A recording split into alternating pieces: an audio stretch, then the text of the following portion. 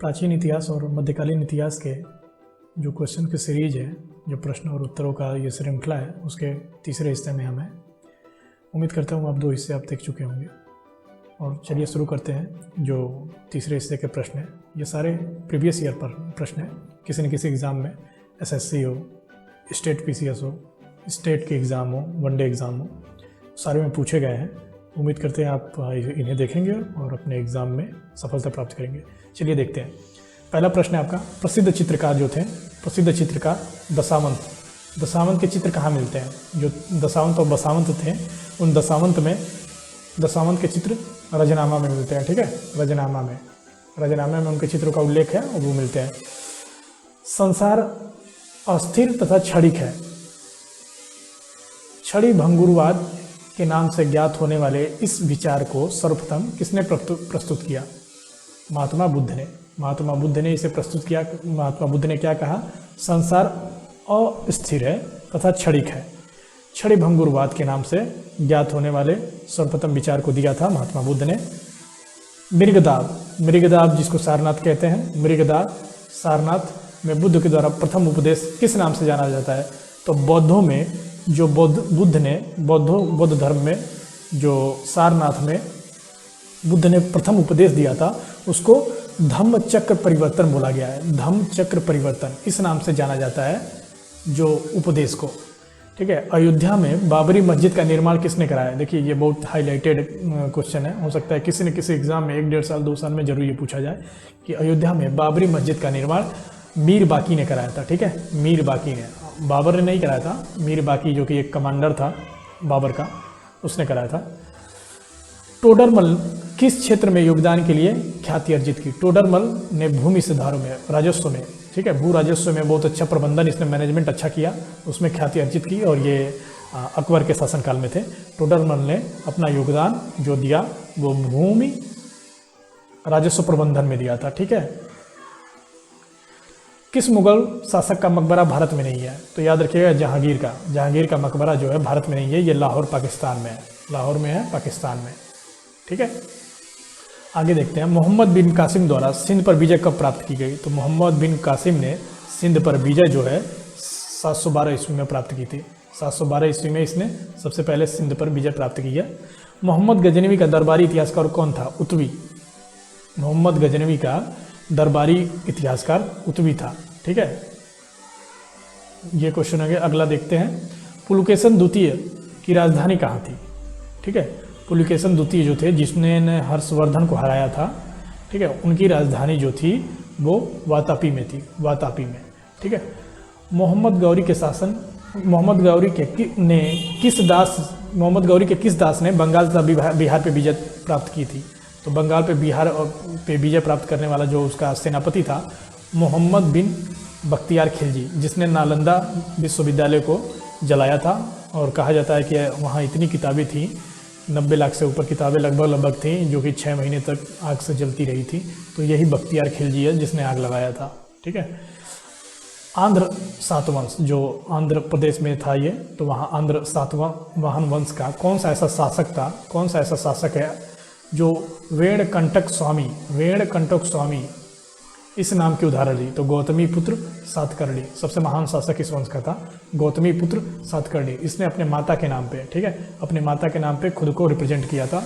उसकी माता का नाम गौतमी था, तो इसने अपनी माता के नाम पे गौतमी पुत्र सातकर्णी इसने दिया था।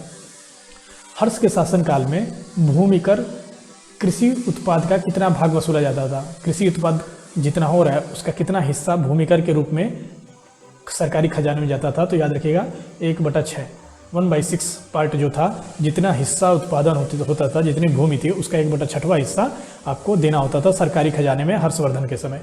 सिंधु घाटी सभ्यता के किस स्थल को प्राक सैंधव संस्कृति का सबसे महत्वपूर्ण उपलब्धि एक जुते हुए खेत का साक्ष्य मिलता है? तो कालीबंगा से, कालीबंगा राजस्थान में जो है, वहाँ से प्राक सैंधव संस्कृति की सबसे महत्वपूर्ण उपलब्धि एक जुते हुए खेत। तो जुते हुए खेत का साक्ष्य कहाँ से मिलेगा? वो मिलेगा आपके कालीबंगा से। ठीक है। और ये संस्कृति प्राक सैंधव संस्कृति है, तो यहाँ है कालीबंगा। प्राक मतलब उससे पहले की संस्कृति है सैंधव की, वहाँ, और जुते हुए खेत का वहाँ प्रमाण मिलता है। ठीक है। अगला प्रश्न देखते हैं। अगला प्रश्न है हमारा कि किस मंदिर को किस मंदिर में शिखर का सबसे पहला उदाहरण मिलता है, किस मंदिर में, ठीक है। कौन सा ऐसा मंदिर है जहाँ शिखर का सबसे पहला उदाहरण मिलता है? तो देवगढ़ का दशावतार मंदिर जो कि ललितपुर में है। देवगढ़ का दशावतार मंदिर शिखर का सबसे पहला उदाहरण वही मिलता है। बौद्ध धर्म में किस संगीत में, बौद्ध धर्म के किस संगीत में बौद्ध धर्म दो भागों में, हीनयान तथा महायान भागों में विभाजित हो गया? तो इसकी चौथी संगीति में, जो चौथा सम्मेलन हुआ था बौद्धों का, उसमें दो में भागों में ये विभक्त हो गया था बौद्ध धर्म, हीनयान में और महायान में। पाल वंश के किस शासक ने प्रसिद्ध विक्रमशिला विश्वविद्यालय की स्थापना करवाई थी? तो धर्मपाल ने। अगर आपसे पूछता है कि विक्रमशिला विश्वविद्यालय की स्थापना किसने कराई? तो धर्मपाल ने कराई थी। गुप्त वंश का कौन सा शासक देवराज देवगुप्त के नाम से जाना गया है? तो याद रखिएगा चंद्रगुप्त द्वितीय। चंद्रगुप्त द्वितीय को देवराज भी कहा जाता था, देवगुप्त भी कहा जाता था।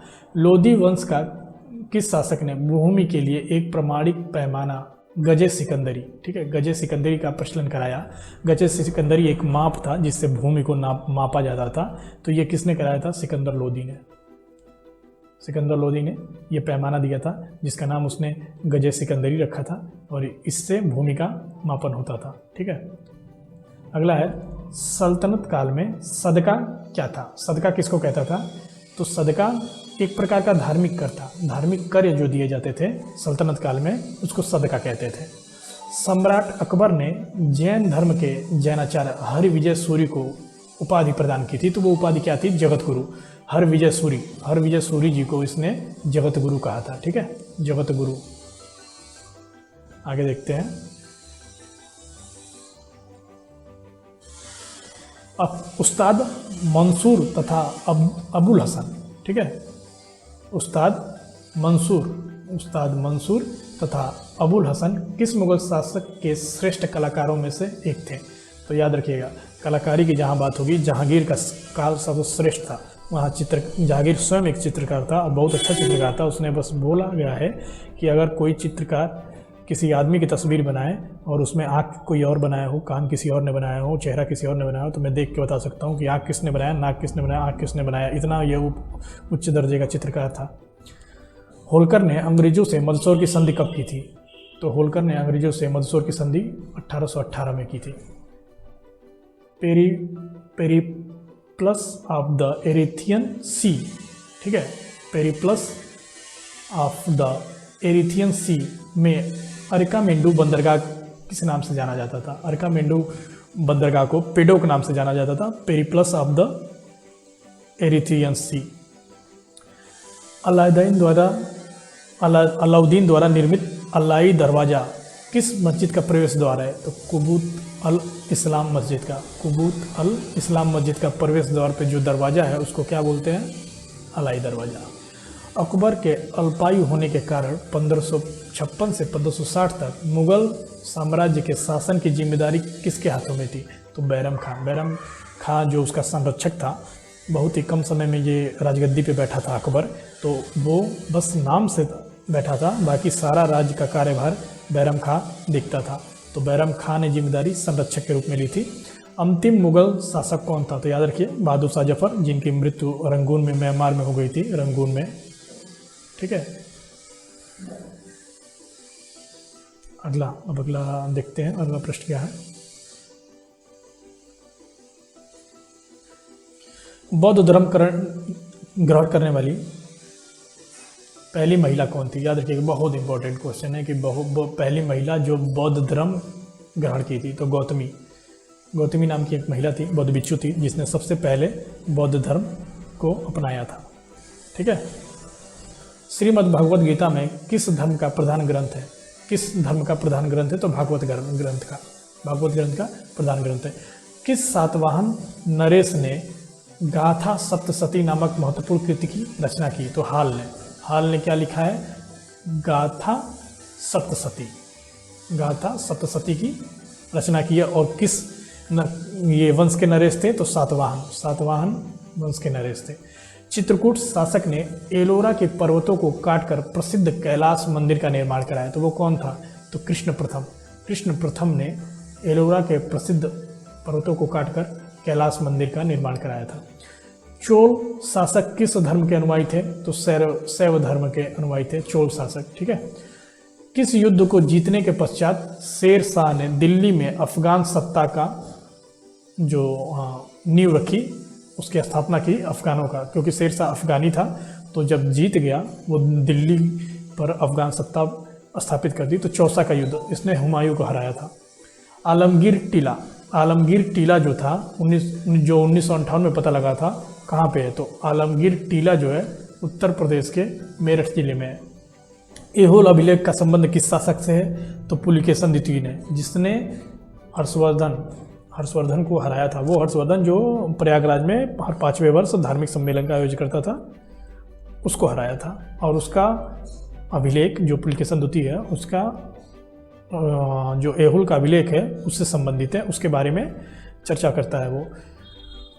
तोलवकपियम किस युग की महान कृति है? तोलवकपियम जो है संगम युग की महान कृति है। उस समय का संगमकालीन ये ग्रंथ है।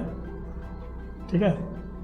इलाहाबाद स्तंभ लेख के रचनाकार, इलाहाबाद स्तंभ लेख, ठीक है, इलाहाबाद स्तंभ लेख के रचनाकार थे हरिसेन। किस मुगल शासक को सहो बेखबर के नाम से जाना जाता है? तो बहादुर शाह प्रथम। बहादुर शाह प्रथम को सहो बेखबर नाम से जाना जाता है। अंतिम मुगल बादशाह बहादुर शाह द्वितीय की मृत्यु कहाँ हुई थी? तो बताया अभी आपको इससे पहले कि रंगून में हुई थी, म्यांमार में। फोर्ट विलियम कहाँ है? तो कलकत्ता में है। रणजीत सिंह तथा ब्रिटिश ईस्ट इंडिया कंपनी के बीच 1809 में एक संधि हुई थी, जो जानी जाती है अमृतसर संधि के नाम से। सिंध विजय का श्रेय किस ब्रिटिश अधिकारी को जाता है भाई? सिंध विजय का श्रेय चार्ल्स नेपियर को जाता है। ठीक है। उसने सिंध प्रांत को जीता था, चार्ल्स नेपियर ने, उसको ये श्रेय जाता है कि उसने ये जीता था, अंग्रेजों ने उसको श्रेय दिया था। अगला है हमारा वैदिक राजाओं द्वारा, ठीक है, वैदिक काल में जो भी राजा थे, वैदिक राजाओं द्वारा अपनी प्रजा से वसूले जाने वाले कर को क्या कहते थे? तो बलि। वैदिक काल में जो भी कर वसूले जाते थे उनको नाम दिया गया था बलि।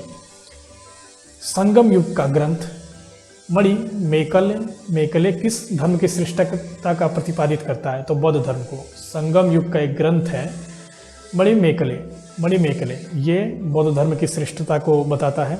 भगवान बुद्ध के जीवन की किस घटना को महाभिनिष्क्रमण कहा जाता है? तो अपने घर को जो उन्होंने त्याग किया था, घर को त्याग करके जब सन्यास बनने के लिए चले थे, तो उस घटना को बौद्धों ने महाभिनिष्क्रमण कहा गया है। किस स्रोत के अनुसार, कौन सा ऐसा स्रोत है जिसमें अशोक ने अपनी वृद्धावस्था में राज्य सिंहासन का अपने पौत्र संप्रीति के पक्ष में परित्याग किया गया था? कि भाई अपने जब वृद्धा काल में अशोक ने अपने राज्य सिंहासन को अपने पौत्र संप्रीति के लिए छोड़ दिया था, उसके पक्ष में उसने दे दिया था। तो ये किस स्रोत से पता चलता है? दिव्यावदान से। ठीक है, दिव्यावदान से ये पता चलता है।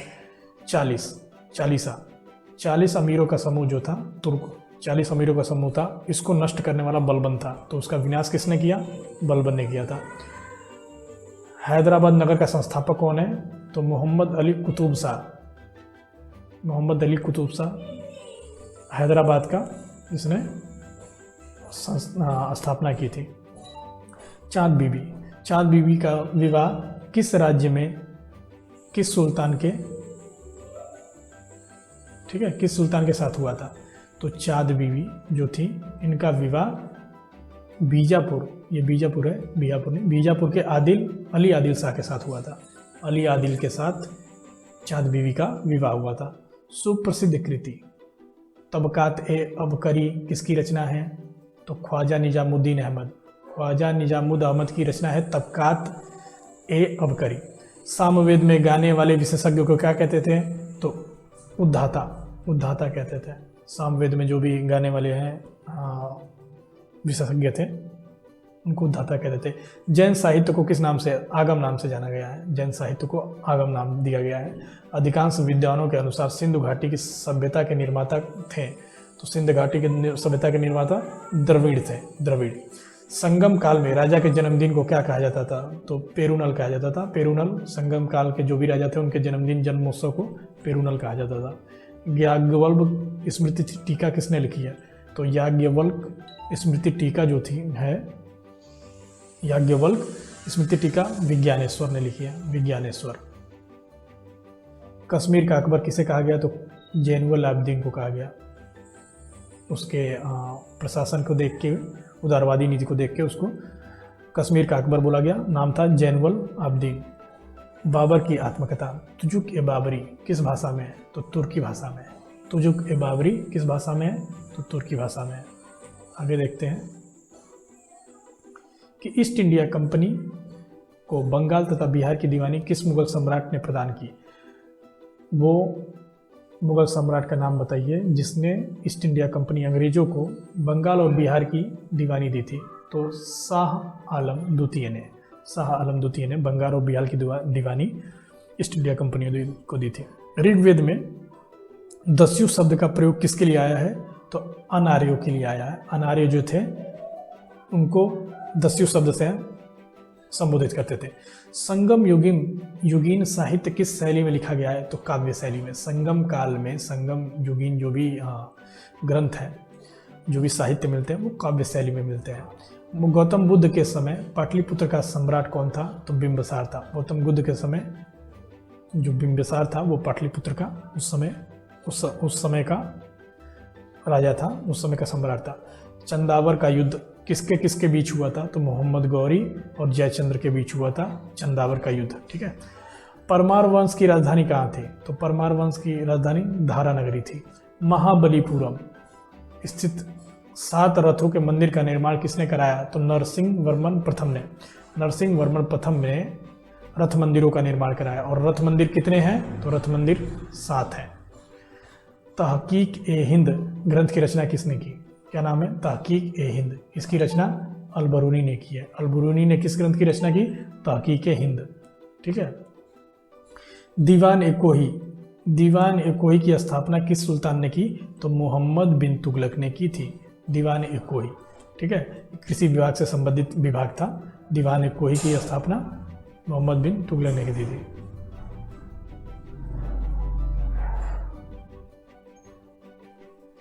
जफरनामा। ठीक है। जफरनामा नाम से इतिहास में क्या विख्यात है? तो याद रखिएगा, जो जफरनामा के नाम से एक पत्र विख्यात है जो गुरु गोविंद सिंह ने लिखा था। किसको लिखा था? औरंगजेब को लिखा था।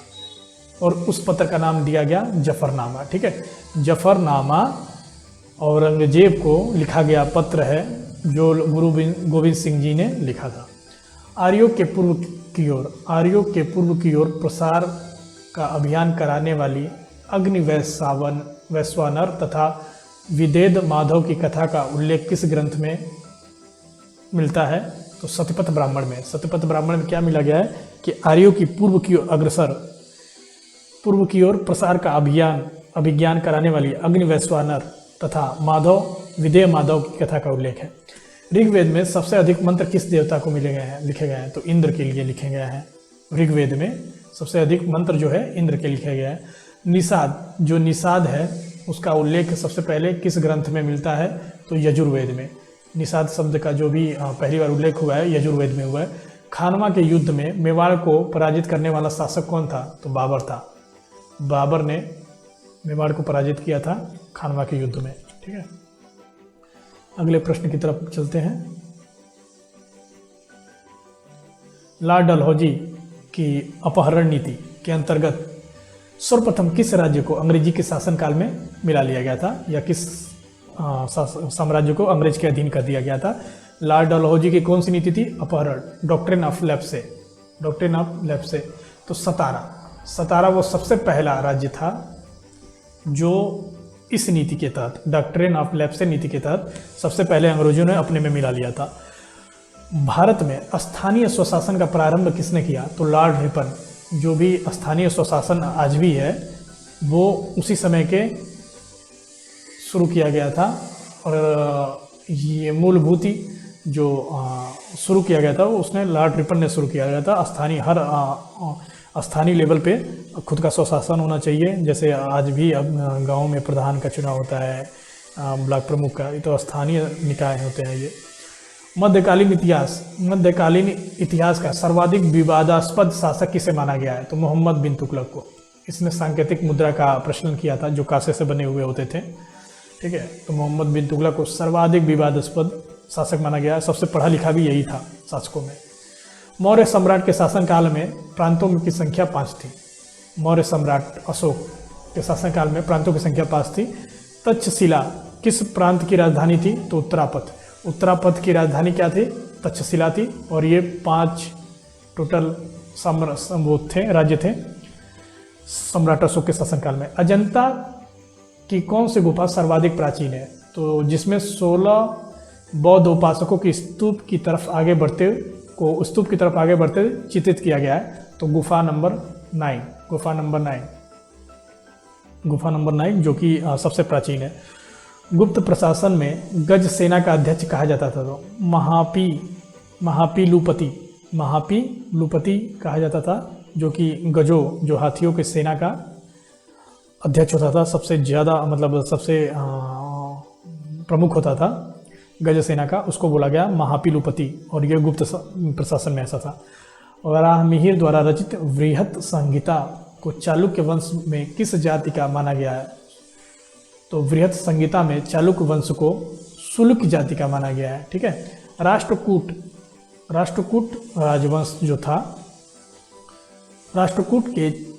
राष्ट्रकूट राजवंशों के चोल लेखों में किस राजा को सुगमातवर्त अर्थात करों को हटाने वाला कहा गया है? ठीक है, तो सुगमातवर्त अर्थात करों को हटाने वाला किसको कहा गया है? कुलोतुंग प्रथम को। गुलाम वंश का शासक अलाउद्दीन मसूद शाह किस परिवार से संबंधित था? इल्तुतमिश के परिवार से संबंधित था गुलाम वंश का शासक अलाउद्दीन मसूद शाह। सल्तनत काल में विद्वानों तथा धार्मिक लोगों को प्रदान की जाने वाली आर्थिक सहायता क्या कहलाती थी? तो इदरार किसको कहते थे? विद्वान और धार्मिक लोगों को ये सहायता की जाती थी, उसको इदरार कहते हैं। अकबर ने 1562 में मेड़ता पर सरफुद्दीन के नेतृत्व में विजय प्राप्त की थी। वहाँ का शासक था Jaimal. Anglo Indian Hindu association की स्थापना किसने की थी? तो हेनरी विवियन डेरोजियो ने एंग्लो इंडियन हिंदू एसोसिएशन की स्थापना की थी।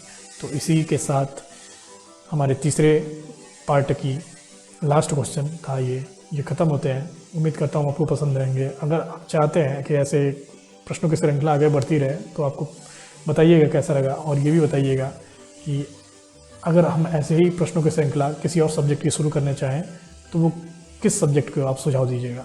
धन्यवाद।